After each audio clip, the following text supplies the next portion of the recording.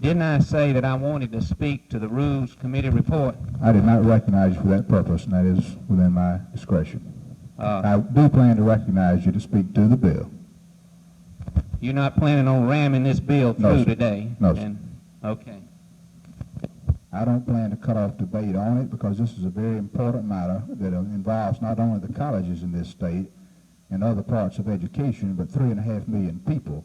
But I am tired of people delaying the operations of this Senate, and I do not plan in the future to allow it if I can help it.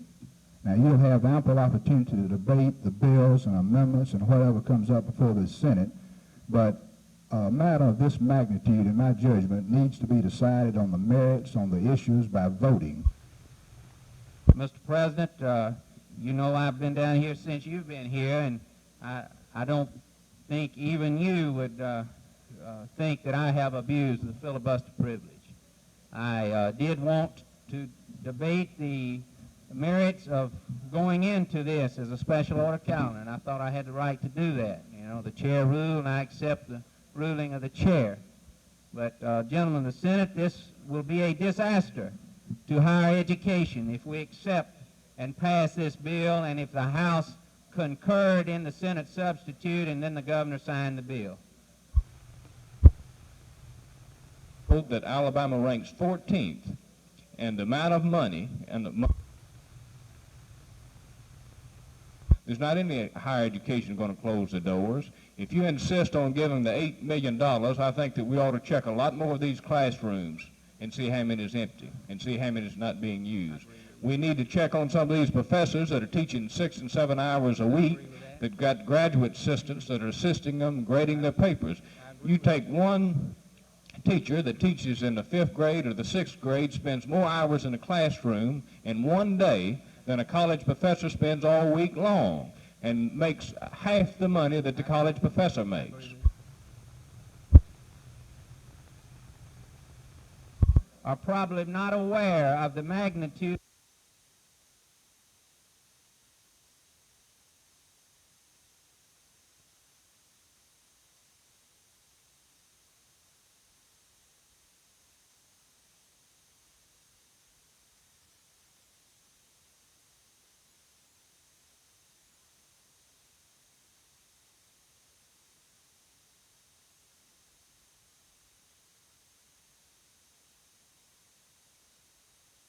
The 1976 legislative session has been described by its leadership as one of the best in recent history and better than anticipated by some.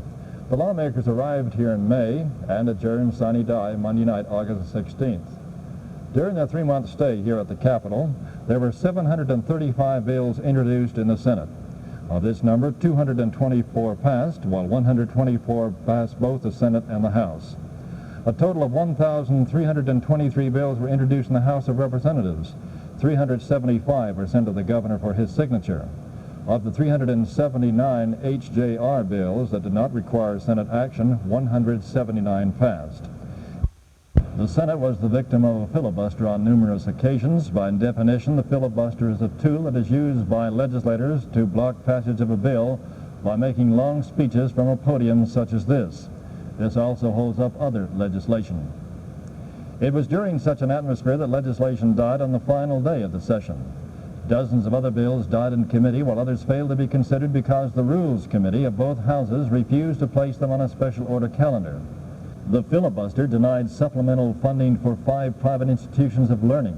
It killed the lid bill limiting counties' new revenue from property reassessments, and the measure to impose a 4.5% tax on nursing homes' gross receipts. Other unfinished measures that will apparently be introduced when the legislature meets in regular session in February include a fireman retirement plan, a pension plan for 2-term governors, the revised criminal code, a state antitrust bill, additional prisoner reform, a constitutional revision package, and another effort to repeal the 1973 ethics law that was buried in the Senate. The legislature convenes again for its 2nd annual session in 166 days. Bills to abolish annual sessions were introduced in the session that just completed. However, most legislators have indicated they want to give it at least one more try to see how they can adjust to meeting every year instead of every other year. George Mitchell, WSFA TV News, the state capital.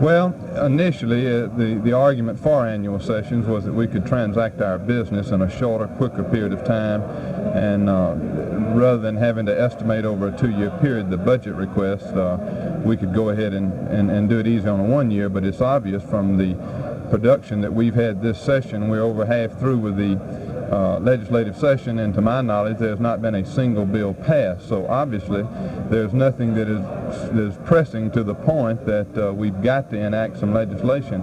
I've been perhaps disappointed, as I'm sure most members of the legislature have, in the fact that we have not had what I would call a productive session, and therefore it seems to me that we can meet the needs of Alabama by meeting every 2 years and save the taxpayers of Alabama a great deal of money in doing so.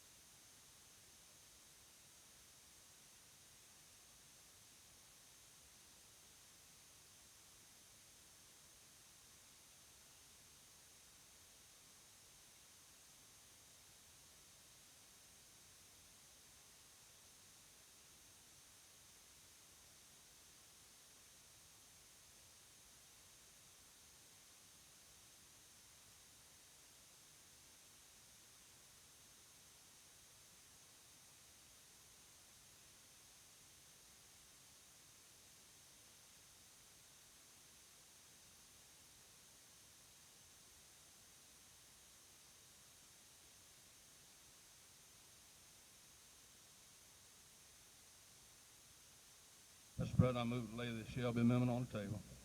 Mr. President, gentlemen of the Senate, I urge you to vote no on the motion to table. Gentlemen, I urge you to vote aye. 18 ayes, 12 noes, motion table fails. Gentleman Tuscaloosa. Mr. President, I have another amendment. Second read the amendment. And insert in lieu thereof the following: 4,269,000. Discuss now is a combination of an absolute appropriation if it were adopted and a conditional. To begin with, Section 3.2Z, line 31, strike out the figure 5,197,000. Their responsibility and their liabilities on the employees' retirement benefits, Ted. And any way to argue that, I've got these facts, and I'll be delighted Senator when you Fine. talk your next.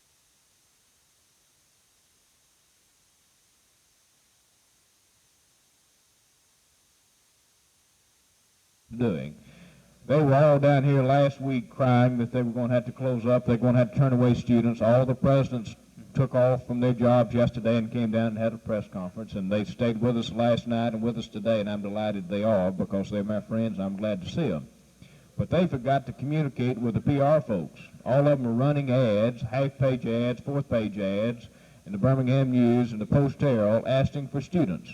Troy State's got a big campaign going on, radio, television. You all come and enroll and enroll. That's a little inconsistent, Mr. President, when they are begging for students and saying that we need students, and then they come down here and cry and tell us that they're overrun with students. They've got more students than they can handle. They're going to have to eliminate programs and eliminate schools and going to have to close down.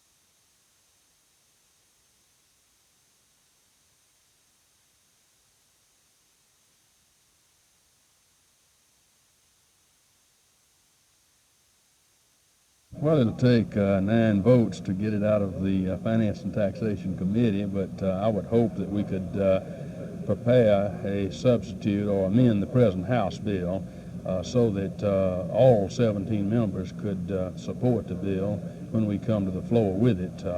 We are going to have to make some adjustments in the House bill because the House did not fund mental health, and most of the members of the Senate want to properly fund the mental health department. Do you anticipate that it will be reported out next week? I would hope that we could complete our work, get the information we need, and then bring the bill up for consideration in the committee and possibly get it out one day next week. Would it probably take till Thursday, you think? Well, I don't know whether we can do it. It'll depend on how soon we can collect the information that we need to make a decision.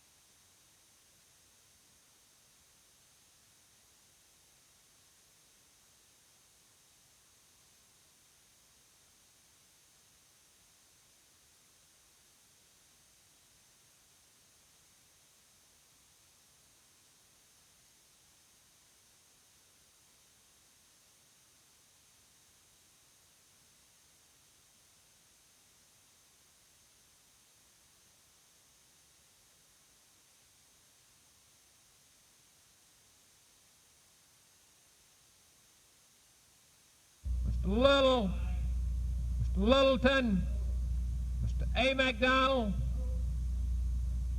Mr. S. McDonald, Mr. Wilson. This is a victory of sorts. It's not a total victory, and to say otherwise would be dishonest. This is a compromise. A compromise is not a total victory. Do you think institutions such as Auburn and the University of Alabama are going to really suffer a great deal because of this, or do you think they're going to be able to make do fairly well? I think they'll survive, but what's bothered me is quality education. You got to have money to provide quality education for the young adults of Alabama. I know when I was in college several years ago, many years ago, Auburn, the biggest engineering school in the state, lost its accreditation.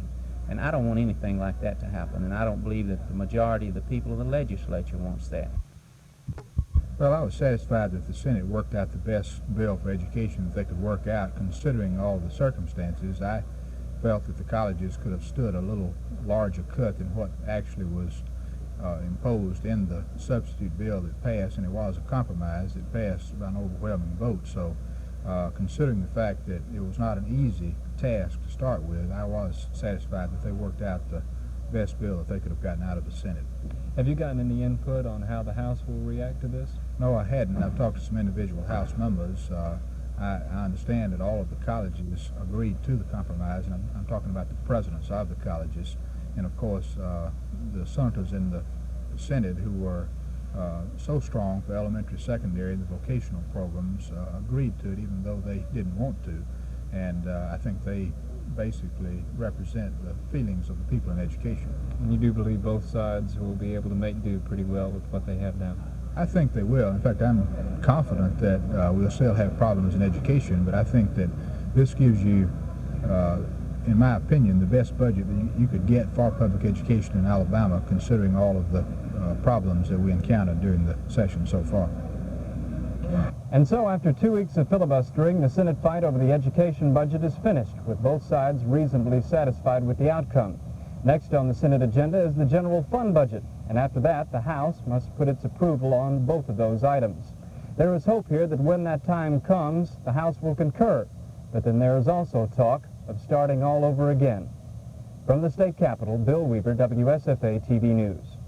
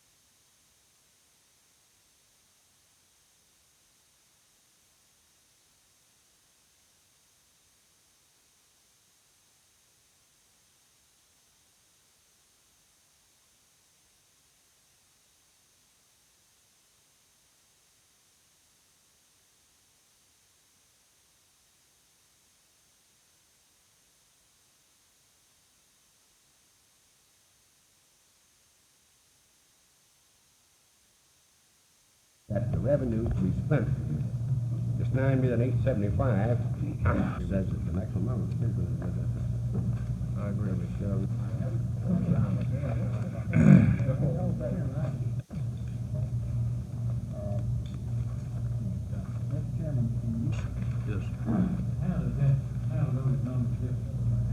To discourage additional space, and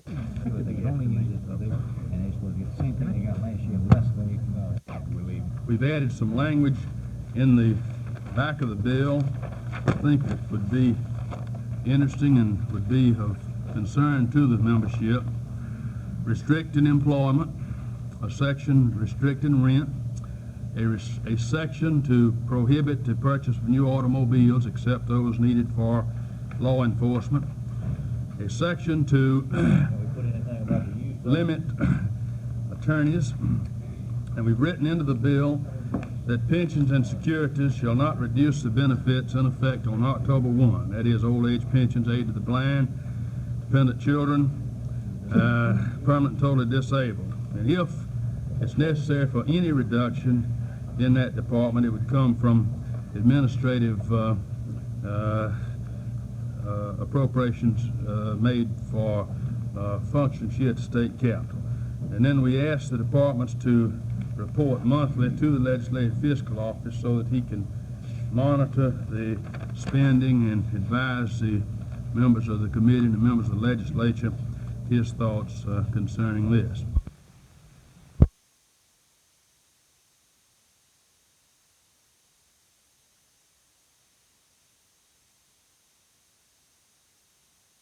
Georgia, net effect of the vote to indefinitely postpone that bill is that the bill, if it had been adopted, offered by Senator Owen, would have taken $18 million away from pension and security for this next fiscal year. Now, I felt, and the committee apparently agreed, that the P&S department could not stand this loss because it would have cut old age pension checks. It would have cut all the other functions that they serve to help the needy people of the state of Alabama. So the committee went on subsequently to take away $11 million, but the first bill would have taken away 18. And I moved to postpone that and get rid of it, and that was agreed upon by the committee.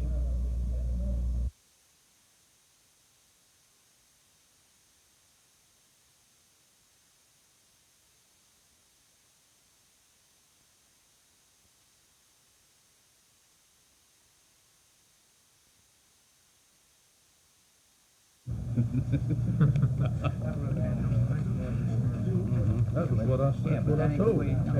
I told him that. I told a lot where you called.